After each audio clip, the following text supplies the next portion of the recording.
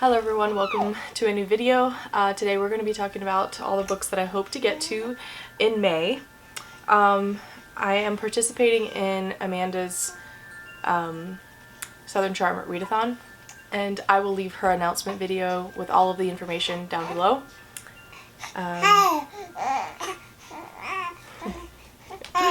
Oh goodness. My daughter's down here, so you're going to probably hear her talking or squeaking or fussing. We shall see. She might be ready for a nap soon. So if this doesn't work out, we're just going to pause and wait till she's actually down for a nap. I'm also doing Chantel's Read Your Bookshelf Challenge, and I will talk about the book for May at the end. If you've seen any of my recent videos, I talked about how I've mostly been reading it on my Kindle the last couple of months. And I would like to get back into reading physical books because I miss it so much, but I don't know how well that will work because it's just easier to read on a Kindle while juggling a baby and everything. But we're gonna try. And I also picked books from my physical TBR because I'm trying to work on that goal of getting my unread count down. I did pick a book for every prompt in the readathon, just because I'm trying to get my numbers down, as I said. But I don't know if I will actually get to all of them. This is just more a pile of possibilities, really. A lot of these books would fit for multiple prompts, so if it ends up that I don't actually read every single book that I picked, I can still check off other prompts with the same book. Let's just go ahead and go through the list. For the first prompt, bless your heart, an emotional or heartwarming book. And for that one, I chose Between Shades of Grey by Ruta Sepetys. I love Ruta Sepetys books, and I've heard about this one so much, and I think it is one of her more popular ones.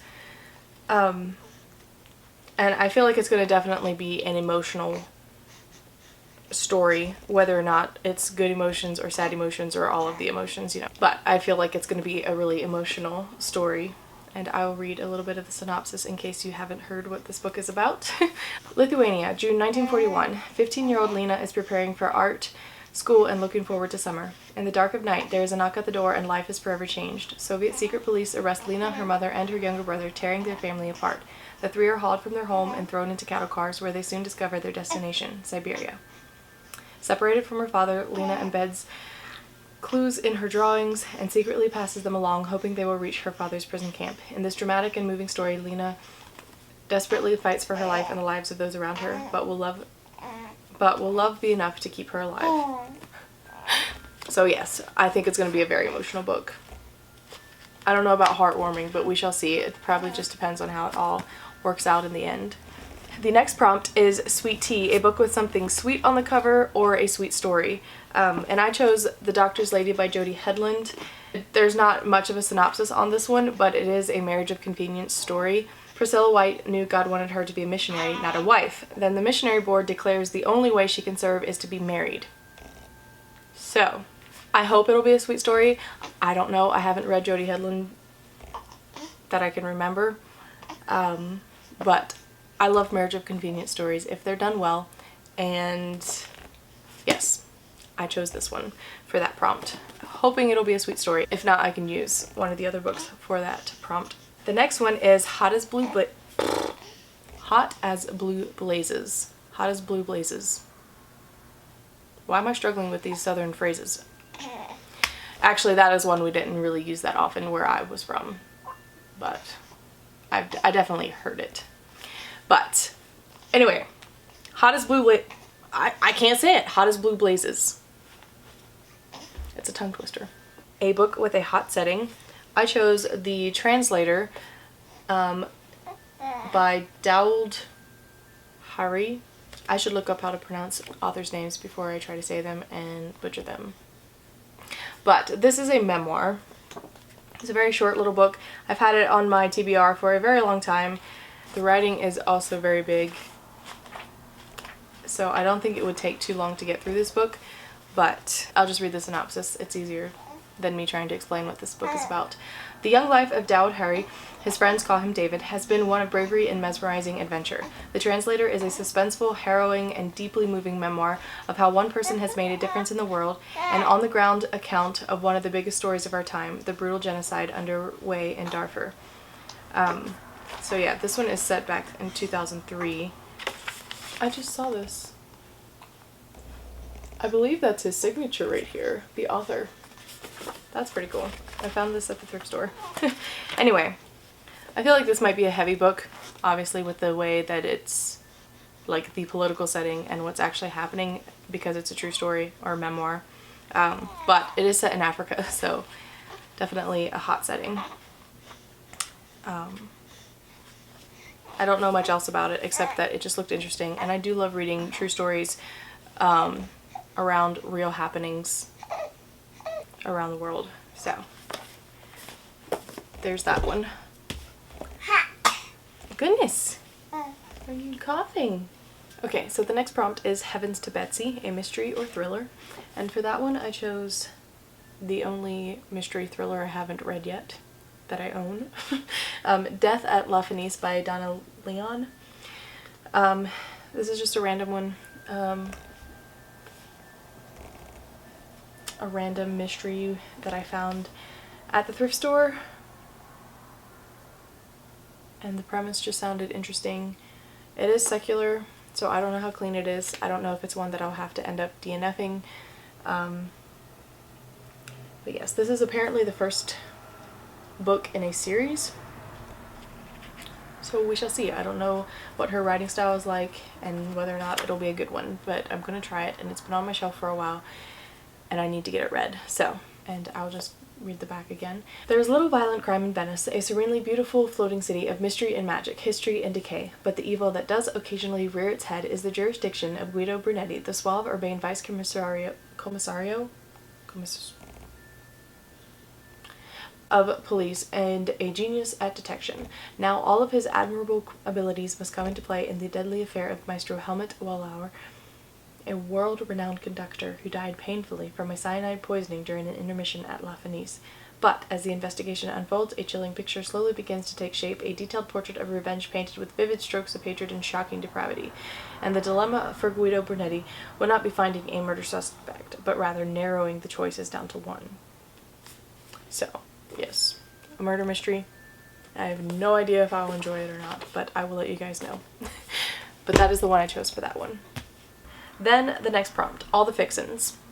And I chose An Uncommon Courtship by Kristy Ann Hunter. This is a book in multiple genres, so this one would be a historical fiction romance.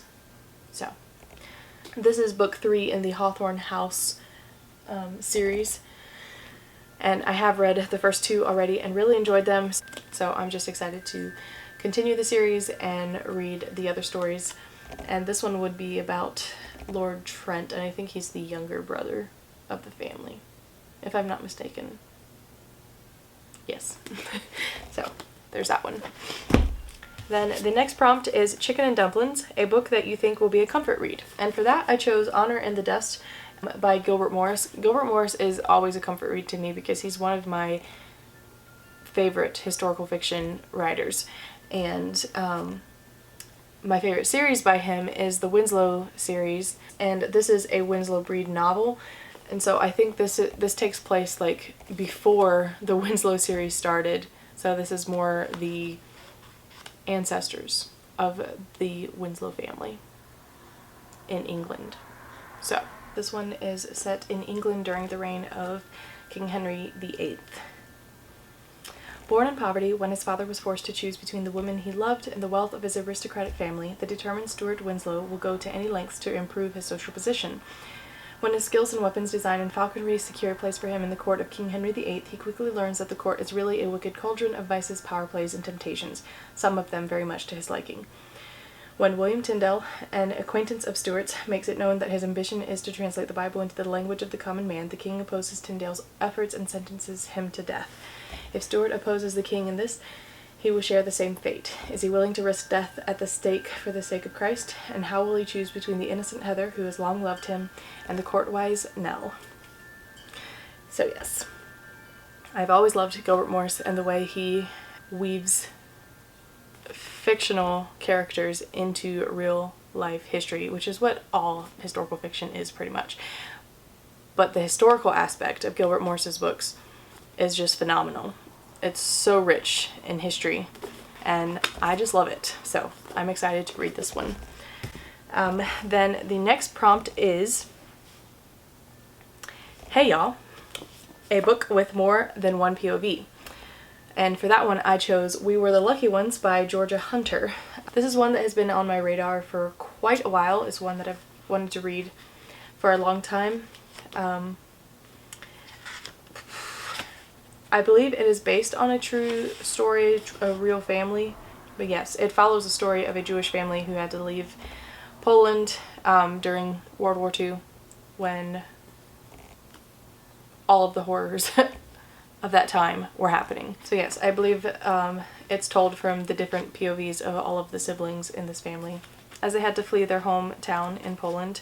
Okay, yes, this one is based off of the author's own family history because she came from a family of Holocaust survivors. So yes, I'm really excited to read this one. It was recommended to me when I asked in a group on Facebook that I'm a part of for recommendations of books set in Poland or around Poland back when I was visiting Poland. So yes, there's that one. And there's also a movie or a series being made, I think on Hulu, for this book. I'm a little skeptical about it, but mostly because the book is always better. Things are always changed in a series. But also, I don't love the actress that they chose as the main character. She's not my favorite actress. And depending how I feel about this book and the characters, I don't know. We shall see. I don't know if I'll enjoy it or not, or if I'll even watch it because we don't even have Hulu, so. But seeing the advertisements for the show made me curious again about this book, and I finally decided to pick it up because I need to read it. Anyway, moving on. The final prompt is Howdy Partner, a book featuring friendship or family. And for that one I chose Band of Sisters by Cathy Gohlke. I read her other book, what's the title? Promise Me This. And set around the tragedy of the Titanic and two people who were separated over that time because of it, all of that.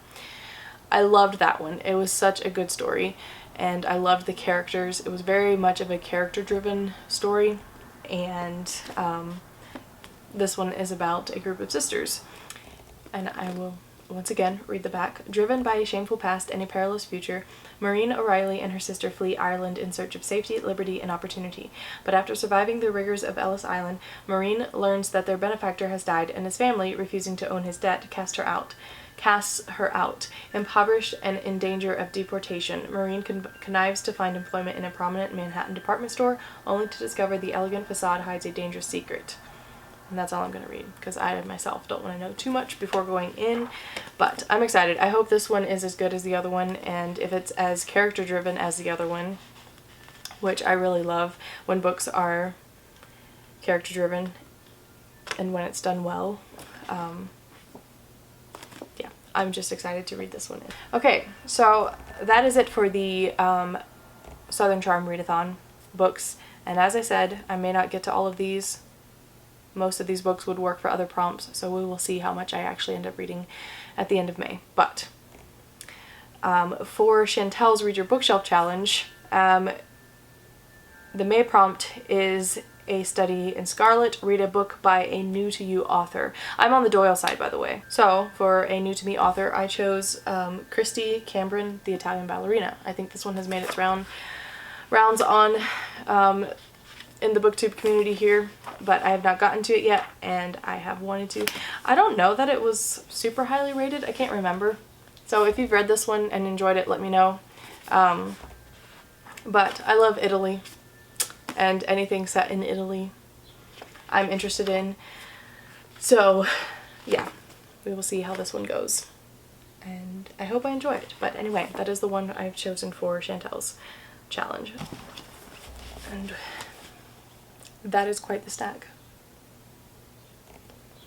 1, 2, 3, 4, 5, 6, 7, 8, 9. Maybe a little overambitious, but we're gonna try. These are all books that I'm really interested in and ones that I really want to read, so hopefully we can get to them and get them done. But yes, that is it for this video. Let me know if you're joining in on the Southern Charm Readathon and what you are reading for those prompts, because I'm always looking for more recommendations of great books to read, so as if my TBR isn't already massive, but who cares? I love all of the recommendations, so yes. Anyway, thank you so much for watching, and I will see you guys in the next one. Bye.